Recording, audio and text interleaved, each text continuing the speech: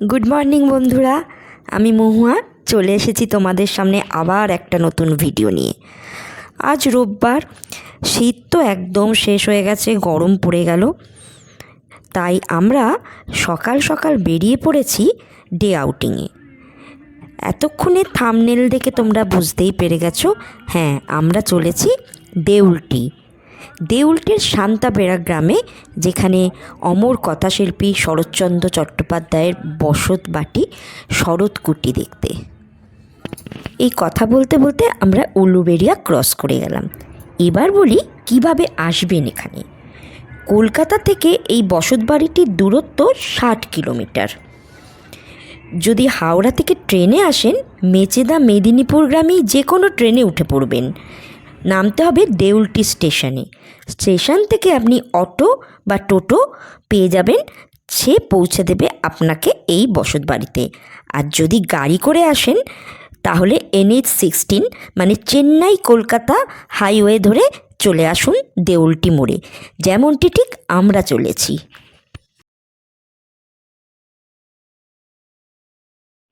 এবার আমার মেয়ে আসতে পারেনি, তার বদলে এসেছে আমার দিদি। কিন্তু আমরা এই তিনজন নই, আমরা একটা বিশাল গ্রুপের সাথে চলেছি, যার নাম COCB, কার ওনার্স ক্লাব বেঙ্গল। এই গ্রুপের সাথে আমরা ঠিক আগের বছর মানে 2024-এর শেষে লাটাগুড়ি ট্রিপ করেছি, যার ভিডিও এখনও আমি ঠিক করে উঠতে পারিনি, পরে দেব। আমরা চলে এসেছি আজাদ হিন্দে। এখানে আমরা সবাই ব্রেকফাস্ট করব, এটাই ছিল আমাদের মিটিং পয়েন্ট। আমাদের পরপর COCBর সব গাড়ি দাঁড়িয়ে রয়েছে। এই গ্রুপটা যার হাতে তৈরি সে হচ্ছে সাগ্নিক ভট্টাচার্য। ও পেশায় একজন শিক্ষক, কিন্তু ঘুরতে ভীষণ ভালোবাসে বলে এই গ্রুপটা ও তৈরি করেছিল। আর আমরা ইউটিউব দেখে ওর এই গ্রুপের কথা জানতে পারি, ওই জন্য আমরা একসাথে সবাই মিলে ঘুরতে যাওয়ার যে আনন্দ সেটা উপভোগ করব বলেই এই গ্রুপ জয়েন করেছি। এর আগে আমরা ছোট বড় অনেক কিছুই ঘুরেছি ওর সাথে, ভীষণই ভাল লেগেছে। আর সাগ্নিকের আর একটা পরিচয় হলো ও খুব ভালো ব্লগার। যারা ইউটিউবে বেড়াতে যাবার ভিডিও দেখে থাকেন তারা অবশ্যই ওর চ্যানেল দেখবেন, অনেকে হয়তো দেখেওছেন। হ্যাঁ, ওর চ্যানেলের নাম লাইফ অ্যান্ড লিটারেচার। এই গ্রুপে সবার একটাই মিল, সেটা হচ্ছে এরা প্রচণ্ড ঘুরতে ভালোবাসে আর প্রচণ্ড আড্ডা দিতে ভালোবাসে, হইচই করতে ভালোবাসে। এই আমরা এবার ঢুকছি ব্রেকফাস্ট করব বলে। এদের সাথে প্রথম আমি এবারে বছরের শেষে লাটাগুড়ি গিয়েছিলাম, যেটা বলছিলাম আর কি। খুবই ভালো লেগেছিল, বিশেষ করে যখন একসাথে এতগুলো গাড়ি কনভয়ের মতো যায় তখন দেখতে খুব ভালো লাগে। আর কিছুটা ভালো লাগে এই যে পাহাড় টাহাড়ে গেলে অনেক সময় একা অনেক অসুবিধাতে পড়তে হয়, তা সবাই মিলে গিয়েছিলাম বলে একে অপরকে প্রচণ্ড আমরা হেল্প করেছি আর সবাই মিলে একটা বেশ আনন্দও করেছি। সেই সব ভিডিও আমি আপনাদের সামনে পরে তুলে ধরবো, যে গ্রুপে গেলে খুব মজা হয়। ফেব্রুয়ারিতেই এখন খুব গরম পড়ে গেছে, ফুলগুলো তাই রোদে একদম শুকিয়ে গেছে। এখানে এসে জানতে পারলাম আজ জয়শ্রীর বার্থডে, ওই জন্য ওকে একটা সারপ্রাইজ দেওয়া হবে। কেক আনা হয়েছে, কয়েকজন কেক নিয়ে এসছে, তা সেই কেকটা এখন কাটা হবে। আমি বলি এটা COCB গ্রুপ নয়, এটা COCB ফ্যামিলি, পরিবারের মতো প্রত্যেকের খুব আন্তরিকতা।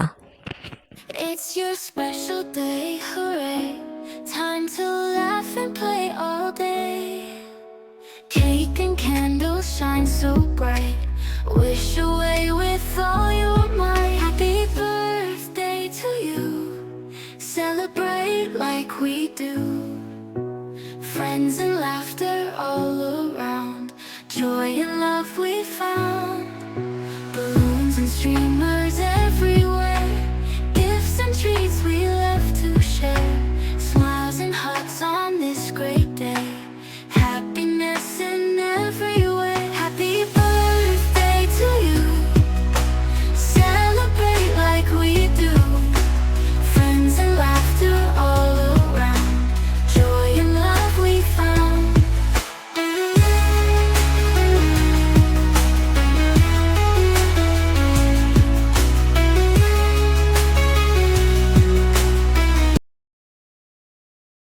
বার্থডে কেক কাটার পর আমরা তাড়াতাড়ি সব ব্রেকফাস্টের অর্ডার দিয়ে দিলাম, কারণ অনেকজনই আছে।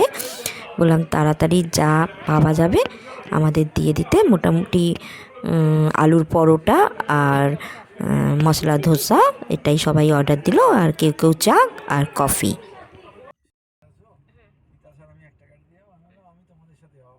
আবার আমরা ব্রেকফাস্ট করে যাত্রা শুরু করলাম।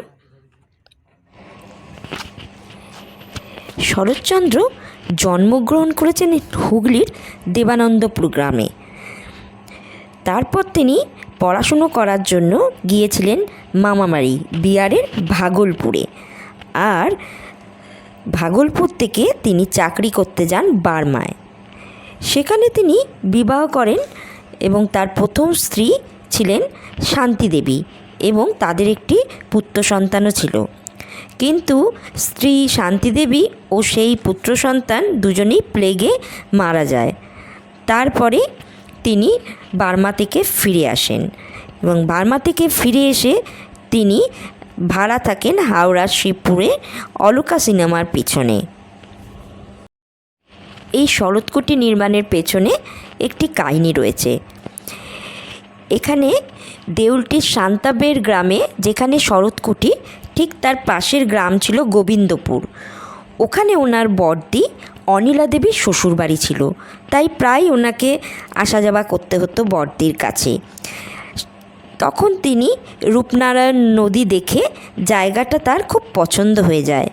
ব্যাস 1923 সালে জায়গাটা তিনি কিনে ফেলেন, আর 1925 সালে বাড়িটি তৈরি করেন এবং 1926 থেকে 1938 অবধি উনি এই বাড়িটিতেই কাটান।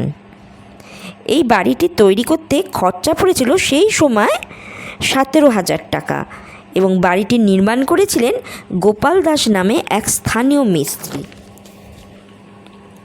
এই বাড়িটি এখন শরৎস্মৃতি মন্দির নামে পরিচিত।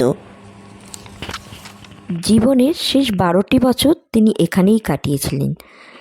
আমরা দেখতে যাচ্ছি তার সেই স্মৃতি বিজড়িত দেউলটির শরৎকুটি।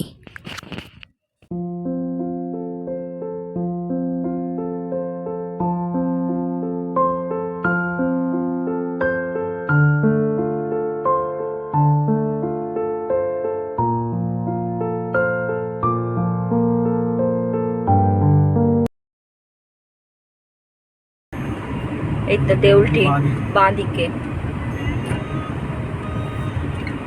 পাঁশকুড়া সোজা, দেউলটি বাঁদিকে।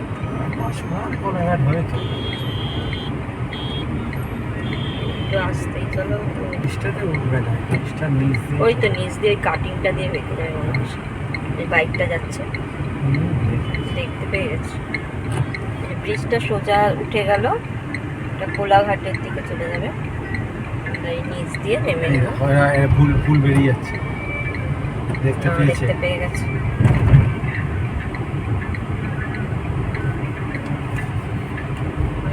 ওপরের রাস্তাটা সোজা কোলাঘাটের দিকে চলে যাচ্ছে। আমরা বাঁ দিকটা নিয়ে নিলাম, দেউলটি বাঁ দিকটা দেউলটির রাস্তাটা আমরা ধরে নিলাম।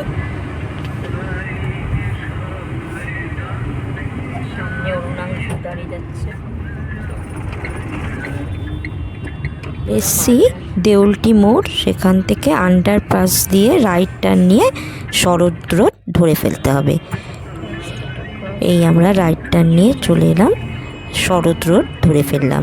এটা হচ্ছে অটো স্ট্যান্ড, এখানেই অটো দাঁড়ায়। আপনারা এখান থেকেও অটো নিতে পারেন যারা ট্রেনে করে আসবেন।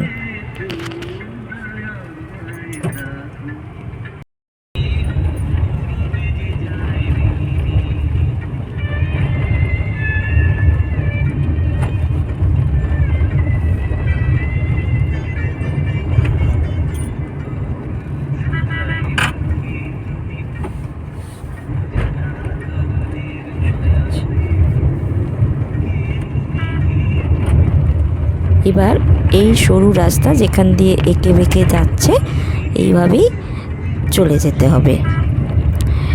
রাস্তা এমনি খুব খারাপ নয়, তবে একটু সরু রাস্তাটা, গ্রামের ভেতর দিয়ে রাস্তা, তাই কোনো অসুবিধে নেই, ধীরে ধীরে চালালেই হবে। গ্রামের রাস্তা। পুরোই। গ্রামে তো সব পাকা হয়।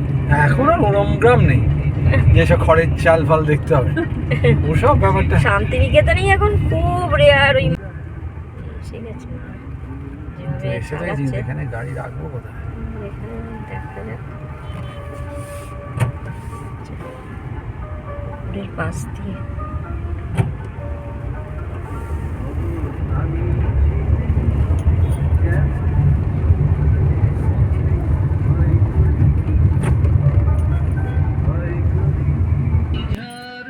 রাস্তাটা আসলে সরু বলে একটু অসুবিধা হচ্ছে,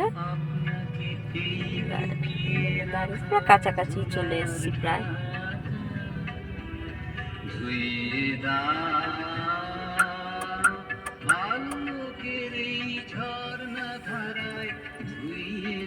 ইন্দ্রনীল দেখতে গেছে, ক্লিয়ার রাস্তা। ওই বাগানটায় বোধ হয়। এখানে গাড়ি পার্কিংয়ের বেশ ভালোই সুব্যবস্থা রয়েছে, বিশাল বড় মাঠ। আমাদের সিওসিবি গ্রুপেরই গাড়ি প্রায় ভরে গেল মাঠে।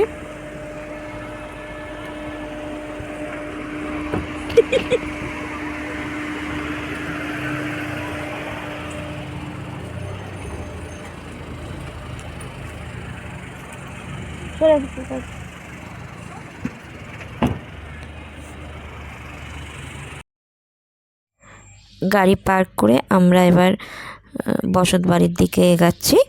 এই গলিটা দিয়ে বেরিয়েই বাঁদিকেই ঘুরলে শরৎ কুটির।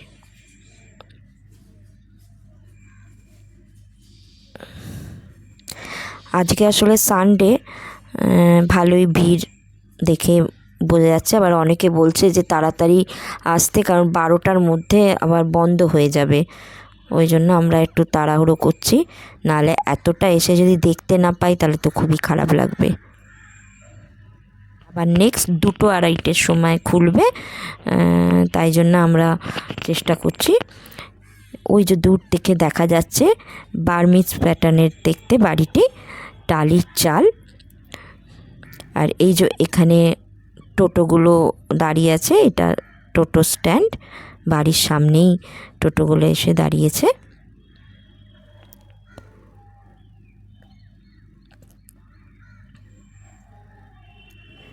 বাড়ির সামনেই রয়েছে একটা বিশাল বড় পুকুর।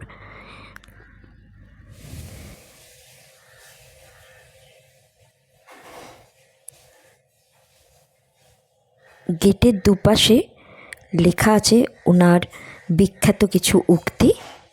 এই আমরা প্রবেশ করলাম ভেতরে। ভেতরে ঢুকেই বাগানের মধ্যে চোখে পড়বে ওনার একটি মূর্তি। এখানে এসে জানতে পারলাম ওনার সাথে এই বাড়িটিতে থাকতেন ওনার দ্বিতীয় পক্ষের স্ত্রী হিরণময়ী দেবী এবং তার ভাই স্বামী বেদানন্দ। ইনি বেলুর মঠের সন্ন্যাসী ছিলেন। চলুন এবার ঘরগুলো ঘুরে দেখি। ঘরের দেয়ালে লেখা রয়েছে 1926 থেকে 1938 পর্যন্ত তিনি এই বাড়িতে কাটিয়েছেন। এখানে তার শেষ লেখা উপন্যাস বিপ্রদাস সহ বেশ কয়েকটি জনপ্রিয় গল্প ও উপন্যাস রচিত হয়েছিল।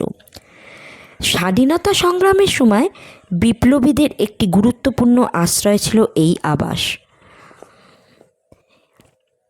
চলুন এবার একটু ঘরগুলো দেখা যাক।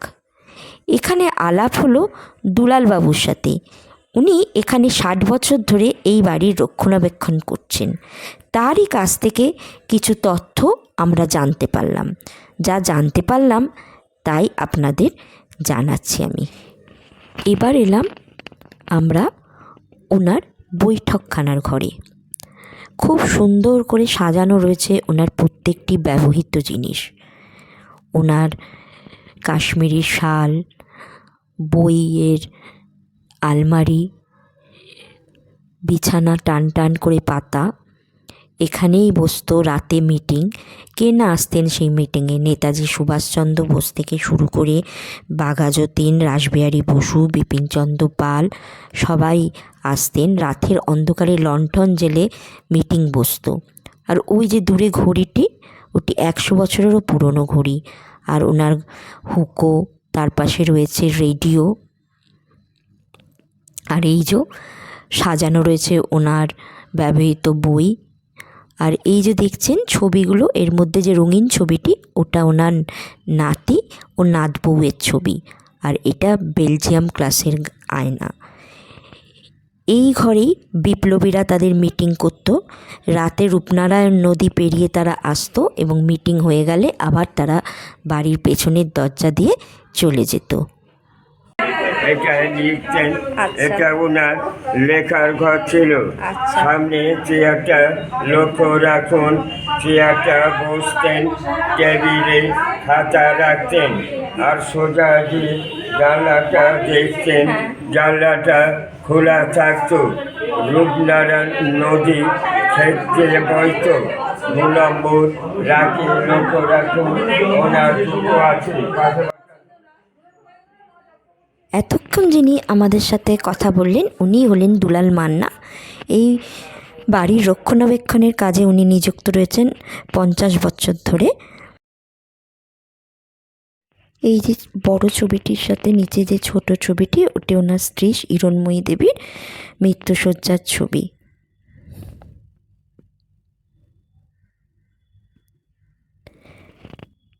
খুবই সুন্দরভাবে রাখা আছে প্রতিটা জিনিস।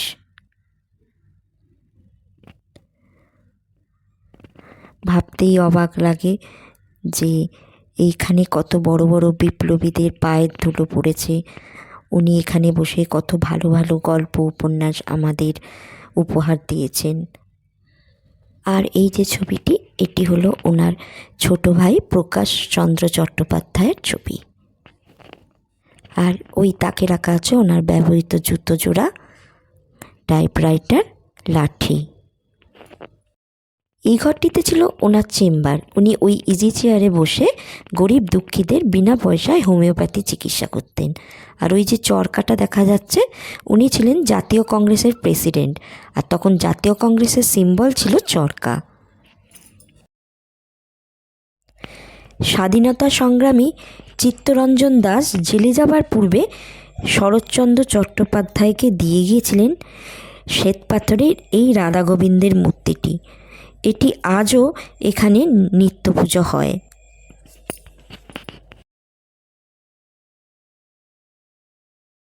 এই যে সবুজ রঙের খাঁচার মতো জিনিসটাতে, এইটাতে আগে উনি ময়ূর পুষতেন। এখন ময়ূর পোষা বারণ, তাই আর খাঁচা শূন্য। নিচের তলায় বৈঠকখানা, চেম্বার, লেখার ঘর, ঠাকুর ঘর এইসব দেখে আমরা পাশে সিঁড়ি দিয়ে উঠে যাব দোতলায়। চলুন এবার দেখি দোতলায় কি কি দেখার আছে।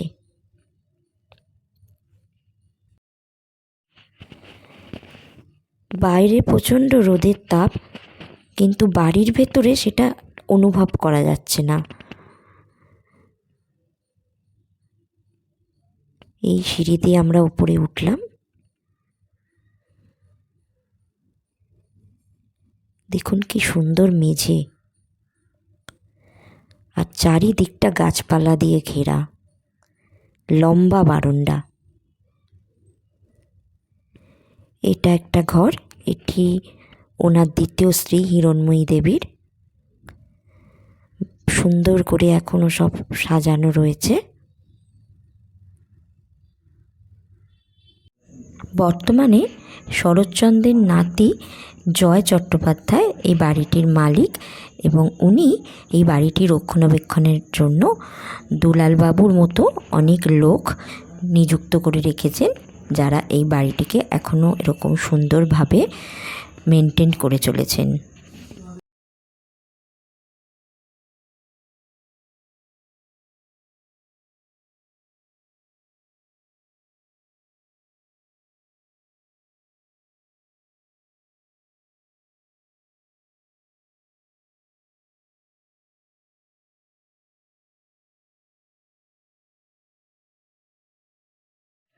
এই মনোরম পরিবেশেই বসে উনি লিখেছিলেন অসংখ্য গল্প উপন্যাস, যেমন অভাগীর স্বর্গ, পল্লী সমাজ, রামের সুমতি, পথের দাবি, কমললতা, শেষ প্রশ্ন, মহেশ, শ্রীকান্তের চতুর্থ পর্ব এবং তার শেষ লেখা উপন্যাস বিপ্রদাস।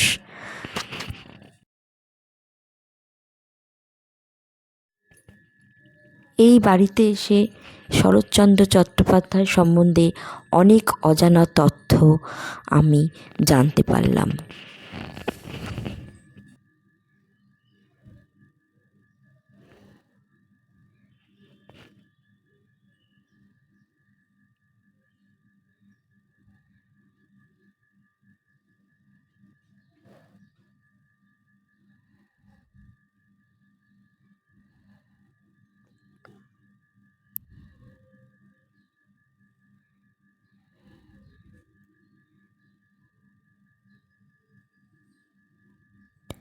এই আমরা এবার সিঁড়ি দিয়ে নেমে এলাম। এই যে সামনে দেখছেন চৌকোমত্ত জিনিসটি, এটি বাঁশ দিয়ে তৈরি। এটা আসলে ধানের গোলা, আর এটা হচ্ছে বাইরের একটা বাথরুম, পাশে আরেকটি বাথরুম।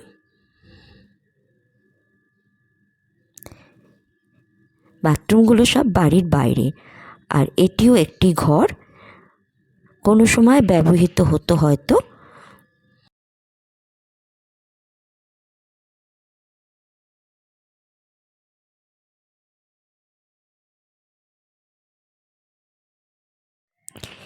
এখানে থাকাকালীনই শরৎচন্দ্র অসুস্থ হয়ে পড়েন এবং তিনি চলে যান কলকাতার বালিগঞ্জে অশ্বিনী দত্ত রোডের ট্যাঙ্গুলার পার্কে। সেখান থেকে ওনাকে ভর্তি করা হয় সুবীর চ্যাটার্জি পার্ক নার্সিং হোমে, মিন্টো পার্ক।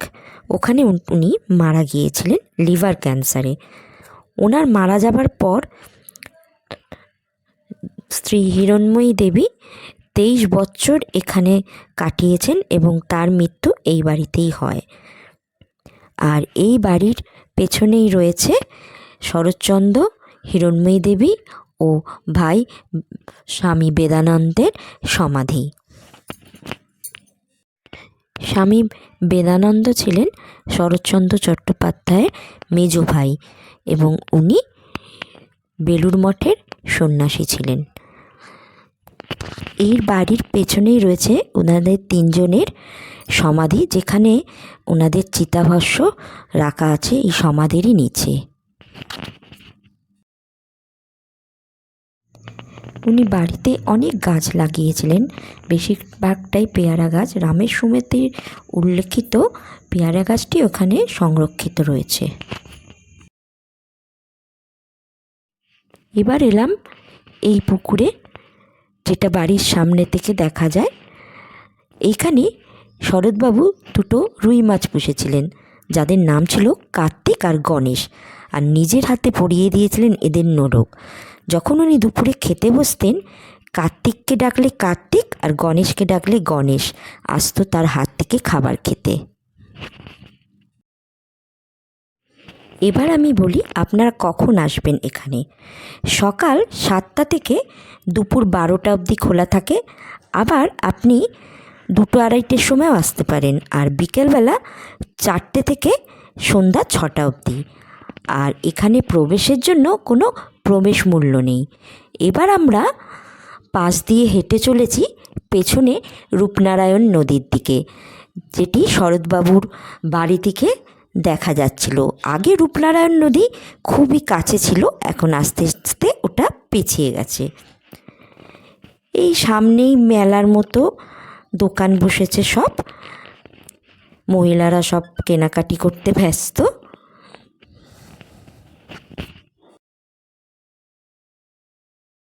এখানে পান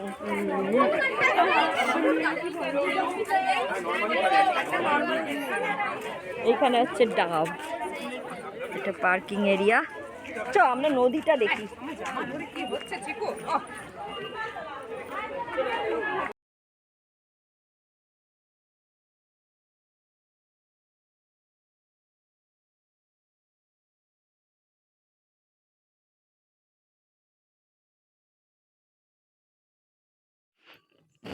এই সেই রূপনারায়ণ নদী। যাকেই ভালোবেসে তিনি চলে এসেছিলেন এখানে, এখনও সে বয়ে চলেছে।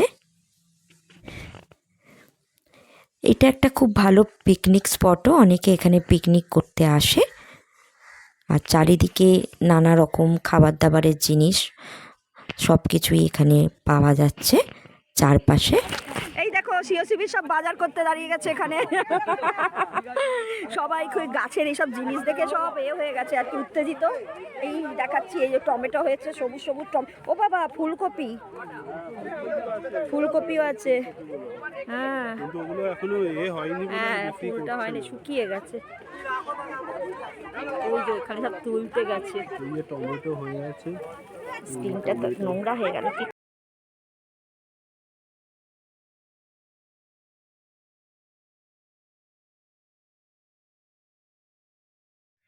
অজয়দা প্রায় খেতেই নেমে পড়েছে টমেটো তুলতে, মানে মজা পেয়েছে। এরম তো সাধারণত বাজারে হয় না যে গাছ থেকে পেরে পেরে সবজি কেনা হচ্ছে।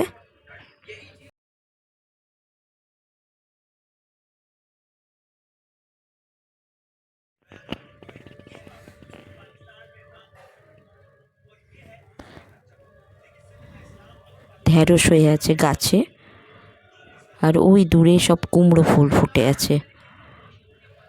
নদীর পাড় ধরে আমরা এগিয়ে চললাম। রোদ থাকলেও একটা সুন্দর হালকা হাওয়া দিচ্ছে, বেশ ভাল লাগছে নদীর ধারে।